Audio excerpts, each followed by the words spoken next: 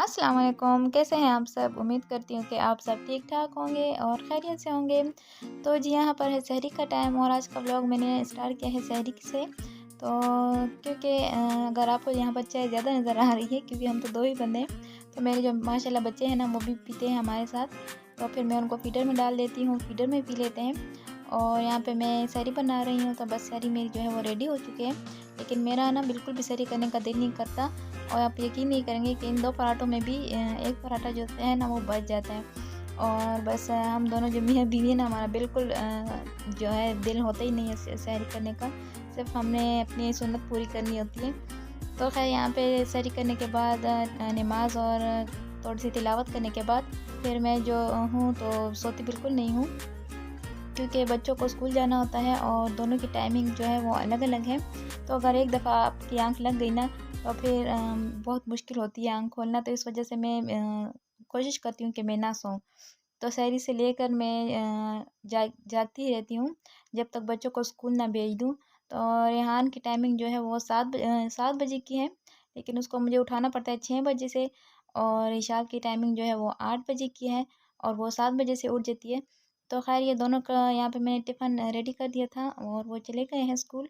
तो उसके बाद घर के काम वग़ैरह ख़त्म करने के बाद जो डेली के काम होते हैं मतलब सफाई वग़ैरह किचन की सफाई होती है, बस यही 2 काम मेरे होते हैं। या कभी-कभार बीच में कपड़े वग़ैरह धोने हो जाते हैं या फिर इस्त्री वग़ैरह, तो यही काम करती हूँ। कुकिंग वग़ैरह जो है वो मैं अभी नहीं करती। वो जब हमारी गैस आती है 3 बजे तभी मैं स्टार्ट करती हूँ। तो ख़ैर उसके बाद यहाँ पर कुछ पार्सल मैंने मँगवाया था।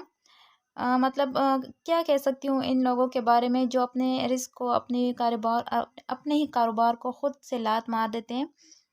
मतलब अगर आपसे एक चीज़ मैंने मँगवाई है तो आप मुझे कंप्लीट तो भेजें ना। अगर आपके पास नहीं है, बिक गई है तो आप बोल दें, हम कुछ और देख लें या मत भेजें या कंप्लीट चीज़ भेजें। लेकिन नहीं, इन लोगों ने मुझे कुछ सूट जो हैं वो कंप्लीट भेजे हैं और कुछ जो हैं वो खुद से ऐड करके भेज दिए जो नहीं थे इनके पास, जो मैंने मँगवाए थे। वो अगर बिक भी गए थे तो इन्होंने मुझे नहीं कहा और खुद से जो है सूट ऐड करके भेज दिए थे। और एक सूट इन लोगों ने इनकम्प्लीट मुझे भेज दिए हैं, जो कि बिल्कुल दुपट्टे के बगैर है। अगर इनको मैसेज करें, आप कांटेक्ट करें तो ये मैसेज आपका देख के भी आपको रिप्लाई बिल्कुल नहीं करते हैं। तो आप ऐसा क्यों करते हैं? मतलब अगर आप सही पार्सल भेजें, सही चीज़ भेजें, तो कोई आपको मैसेज करके परेशान भी नहीं करेगा, ना ही तंग करेगा, ना आपको किसी से शिकायत होगी। तो ख़ैर यहाँ पे मैंने कुछ लॉन के सूट ऑर्डर किए थे, हो सकता है आप लोगों ने देखा भी हो जस्ट डॉट आउटफिट वालों से। तो सूट तो इनके अच्छे लगे, लेकिन कुछ सूट जो थे, 2 सूट मैंने इनसे जो थे वो इन लोगों ने खुद से मुझे भेज दिए थे और 1 सूट का इन लोगों ने मुझे दुपट्टा ही नहीं भेजा। तो अब मुझे क्या उस दो सूट के लिए अलग से पैसे देने पड़ेंगे दुपट्टे के लिए, और ये पैसे मेरे अलग से गए। तो ये तो गलत बात है ना। मैं अगर इनको कॉल कर रही हूँ, मैसेज कर रही हूँ तो वो भी ये लोग रिसीव करते ही नहीं हैं और ना ही मुझे रिप्लाई दे रहे हैं। तो ये वाला सूट और एक इसके साथ का जो दूसरा सूट है वो भी मैं आपको दिखाती हूँ। वो इन लोगों ने मुझे खुद से ऐड करके भेज दिए थे और जो बाकी सूट थे वो इन लोगों ने सेम ही भेज दिए थे जो मैंने ऑर्डर किए थे। तो ये गर्मियों के लिए मैंने ऑर्डर किए थे। इनका जो मैंने देखी थी वीडियोस तो मुझे अच्छी लगी थी। ये जो दोनों सूट हैं, एक ब्लैक वाला और एक ये वाला। तो ये दोनों जो है ये मैंने नहीं ऑर्डर किए थे, इनकी जगह मैंने कुछ और ऑर्डर किया था और इन लोगों ने ये वाले भेज दिए। तो ऐसा मत किया करें।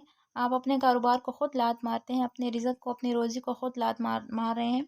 अगर आप कस्टमर को अच्छे से गाइड करते हैं, मतलब अच्छे से डील करते हैं, तो वो कस्टमर का भी दिल करेगा आपसे हर एक चीज़ लेने का और मतलब उसका भी दिल खुश होगा फिर। तो आप फिर कस्टमर को रिप्लाई भी नहीं देते हैं, मैसेज भी कर के बंदा थक जाता है और आप कहते हैं कॉल भी मत किया करें। तो ये बुरी बात है। इस इनके साथ जो मेरा एक्सपीरियंस रहा है ना वो कपड़ों के लिहाज से तो अच्छा था, लेकिन इस लिहाज से बिल्कुल अच्छा नहीं था। इस सूट के साथ जो कि 3 पीस इन लोगों ने मुझे बताया और इसके साथ सिर्फ 2 पीस ही आया है, शर्ट और ट्राउज़र आई है, उसका दुपट्टा नहीं आया। लेकिन ये लोग ये बात मान रहे नहीं है। मैं इनको वीडियो बना के भेज रही हूँ, इनको फ़ोन कर के मैसेज कर के बता रही हूँ, लेकिन ये लोग नहीं मान रहे। तो अब मैं इस सूट के साथ अब अलग से दुपट्टा लूँगी क्यों? हमारे पैसे इतने फालतू के हैं जो हम यहाँ पर भी दें और वहाँ अलग से भी दें। तो अगर आप मेरी वीडियो देख रही हैं तो आप की बड़ी मेहरबानी होगी जो मुझे ये सूट का दुपट्टा भेज दें। और बाकी तो सूट मुझे अच्छे लगे, लेकिन आपकी ये बात मुझे बिल्कुल अच्छी नहीं लगी और अपने कारोबार को खुद लात मत मारा करें, ठीक है? अपने कस्टमर को खुश रखा करें ताकि वो आपको भी खुश रखे और आपके साथ जो है इसी तरह आपसे ख़रीदते रहें। तो ख़ैर यहाँ पर ये थे मेरे कुछ सूट ईद के लिए जो मैंने मँगवाए थे और इसको जब मैं स्टिच कर लूँगी तो तब आपसे फिर से इंशाल्लाह शेयर करूँगी। तो उसके बाद फिर मुझे थोड़ा-सा टाइम मिल जाता है। अच्छा, तो इसके बाद जो मुझे टाइम मिलता है ना उसमें मैं ज़ोहर की नमाज़ पढ़ती हूँ और फिर से थोड़ी-सी तिलावत करती हूँ क्योंकि मैं एक ही टाइम में फुल जो है तिलावत के लिए नहीं बैठती, थोड़ा-थोड़ा करके करती हूँ और मेरी कोशिश रहती है कि मैं तिलावत साथ-साथ में करती रहूँ।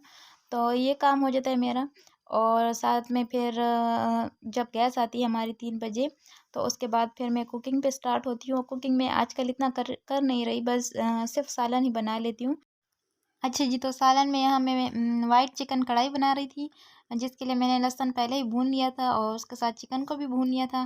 फिर साथ में मैंने प्याज़ लिया, उसको ग्राइंड किया, उसमें हरी मिर्चें डाली, दोनों को एक साथ ही ग्राइंड करके डाल दिया था और थोड़ा-सा इसको फ्राई करने के बाद फिर मैंने इसमें दही ऐड कर दिया था। तो बस इतनी सी हमारी चीज़ें इसमें जाएँगी और साथ में काली मिर्चें ऐड करनी है, नमक ऐड करना है और जब ये पानी इसका खुश्क हो जाए और आपको लगे कि चिकन इसका गल चुका है, तो थोड़ी-सी क्रीम जो है वो ऐड कर देनी है और क्रीम ऐड करने के बाद थोड़ा-सा पकाना है। तो यहाँ पर आज मेरा बहुत ही ज़्यादा दिल कर रहा था गुड़ वाला शरबत पीने का और मैंने गुड़ यहाँ पर भिगो कर रख दिए, लेकिन मुझे पता नहीं था कि इसमें ड्राई फ्रूट भी थी इस गुड़ में। तो ख़ैर ये भिगो दिए मैंने और इसका शरबत मैंने बना लेना। वैसे तो मैं टैंग बनाती हूँ लेकिन आज मैंने इसका भी एक्सपीरियंस किया, लेकिन ये मुझे कुछ ख़ास नहीं सूट हुआ। बस मैंने सोचा फिर मैं टैंग ही बनाऊँगी इसके बाद। और यहाँ पे हमारी वाइट चिकन कढ़ाई जो है वो बिल्कुल रेडी है और इतनी यम्मी बनी थी कि मेरे हस्बैंड को तारीफ़ करने पे मजबूर कर दिया था इस कढ़ाई ने, वरना वो इतनी आसानी से तारीफ़ करते नहीं हैं। तो यहाँ पे जब मेरा इफ़्तारी बनाने का काम ख़त्म होता है तो फिर शीट लगाने का काम स्टार्ट हो जाता है और यहाँ पे मैंने शीट लगा ली है, तो इफ़्तारी का टाइम जो बहुत ही ज़्यादा करीब है। और जैसे कि मैंने आपको पहले भी बताया था कि मेरी सास मुझे बहुत सारी इफ़्तारी बना के भेज देती हैं, जिस वजह से मैं फिर कुछ भी नहीं बनाती, फिर मेरा दिल नहीं करता कुछ भी बनाने का। अगर वो ना भेजी तो फिर हो सकता है मैं बहुत कुछ बनाती। तो ख़ैर यहाँ पर सब कुछ आ चुका है और सब बैठ के वेट कर रहे हैं अज़ान का। और जो मेरे बच्चे हैं माशाल्लाह, जो बड़े 2 बच्चे हैं रेहान और इशार, वो भी आजकल मेरी काफ़ी हेल्प करने लगे हैं। मतलब शीट उठाने में उनको काफ़ी मज़ा आता है। कभी-कभार तो वो मुझे यहाँ तक कह देते हैं, मम्मा आप मत करें, हम बर्तन भी वॉश कर देंगे। लेकिन मैं उनको खुद नहीं छोड़ती, मुझे पता है कि वो काम ख़त्म करने की जगह काम को बढ़ा देंगे। तो इस वजह से आज तो काफ़ी ही मैं थक गई थी और तबीयत भी कुछ मेरी ढीली थी। तो बस इतना था मेरा आज का व्लॉग, क्योंकि इफ्तारी करने के बाद इंसान का बिल्कुल दिल नहीं करता काम करने का और मेरा भी नहीं करता, लेकिन मैं फटाफट से ख़त्म कर देती हूँ ताकि मुझे आराम करने को मिल जाए थोड़ा सा। और बस यहाँ पर हमारी इफ्तारी हो चुकी है। आई होप कि आपको मेरा व्लॉग अच्छा लगा होगा और दुआ में याद कीजिएगा। अपना ख्याल रखिएगा। अल्लाह हाफिज़।